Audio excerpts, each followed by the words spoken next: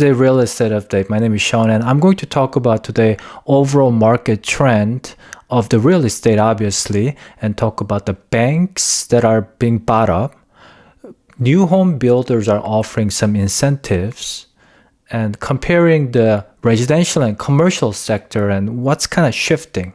So let's talk about, first of all, the 2023 real estate market trend. I'm going to show you in simple way what's really going on in 2023. So this is like 0% appreciation, 10%, 20% January and December. Right now, what we're doing is something like this. This is like the national trend. We're about March, somewhere here. 2022 was like this.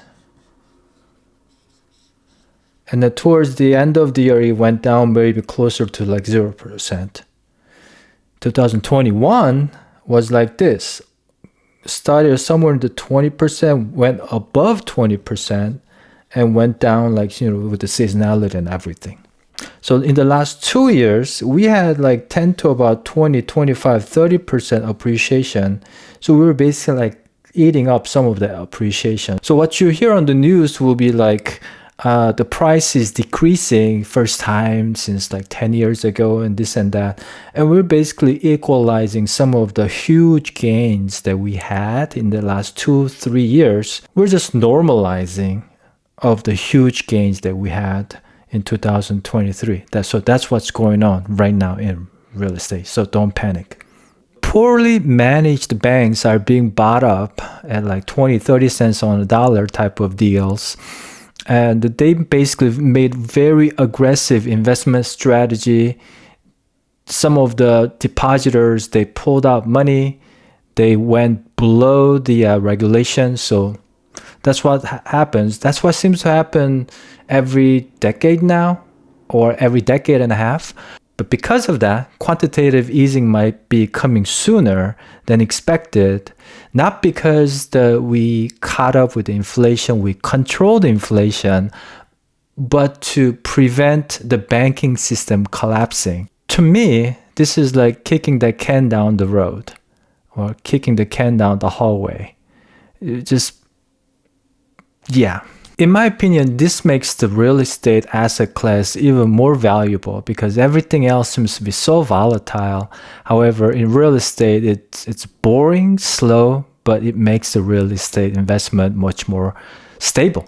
And with the quantitative easing coming possibly sooner, we may actually see lower than 6% mortgage interest rate maybe this spring of 2023 or summer. The new home builders are offering some good incentives. I saw an email this morning. They have special like 30-year 5.25%. So what it is that the builders buy the rate down of existing lot that they build on, and they're giving that buy down rate to the buyer. So for example, this flyer is a few weeks old, but one of the local new home builders are offering $20,000 the builder's credit toward the closing cost for the buyers. So you're going to see more of these.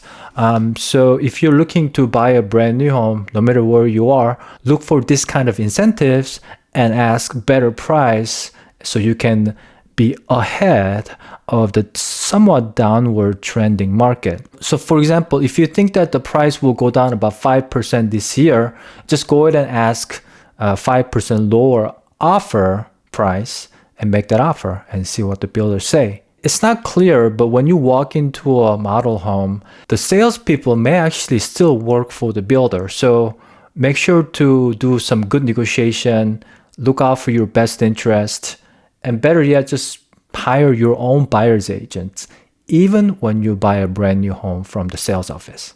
About the new homes, it's really important to find the best location in the subdivision. So I have another video. I'll put the link above here, how to find the best lots when you're buying a new home. This video is kind of old, so it may be kind of slow because I'm trying to speed up my talking speed. The way I look at the overall real estate with residential and commercial, I feel like residential is more like a calmer waves of, up and down. In commercial, I think it's a much bigger waves because we have, for example, downtown Portland is like 27% office vacancy rate. And I don't think that includes like retail space either. If you include the retail, it's probably going to go over 30% for sure, maybe closer to 40%. Borrowing money is getting much more expensive than before. A lot of vacancies are happening. So the current commercial ownership may shift. Maybe some new buyers are going to go in to get decent deals of the commercial opportunities. Big office vacancies all over the country since the pandemic. Big techs are laying off some of their workforces. For example, like Amazon just announcing another 8,000 layoffs. On the flip side of it, the residential side of the home office space is in high demand. So in like abstract world, the commercial office building space is like transitioning into residential office. Residential is getting bigger because people need that home office space, and commercial sector is getting smaller, especially the office. And there's a lot of talk about converting the office space into like residential condo type of things, but I don't think anybody found a clear answer yet because it's so expensive to convert from office space to residential. Hope that this gives you a good overall look of what's going on in real estate in March of 2023. Thanks for watching, and I'll see you next time.